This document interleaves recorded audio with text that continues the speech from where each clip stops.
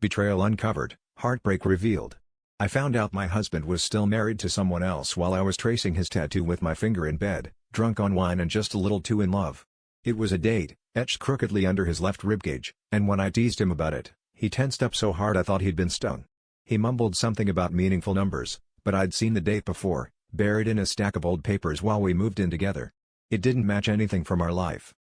By morning, curiosity gnawed at me, so I looked it up on public records. Turns out that date was his first wedding, and the marriage was never annulled. My stomach dropped. We'd been fighting for weeks, but this was nuclear. I confronted him, shaking, and he denied it so smoothly that for a second, I doubted my own sanity. Until he saw the printout in my hand and his whole face collapsed. That's when it all unraveled.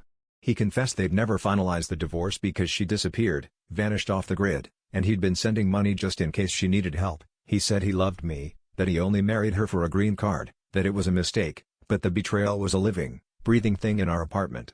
I started catching him coming home late, smelling like perfume I didn't own, and every time I pressed, he swore it was work stuff, his eyes darting away. Last week, I went to confront him after another late night, only to find him arguing with a woman in the parking lot, the first wife, back from wherever she'd vanished. They both looked at me, stunned, and she just whispered, "He told me you were his sister." I felt every piece of my life split clean in half. Now I'm standing here, wedding ring burning in my palm, realizing I ignored every red flag because I wanted someone to love me more than I loved myself.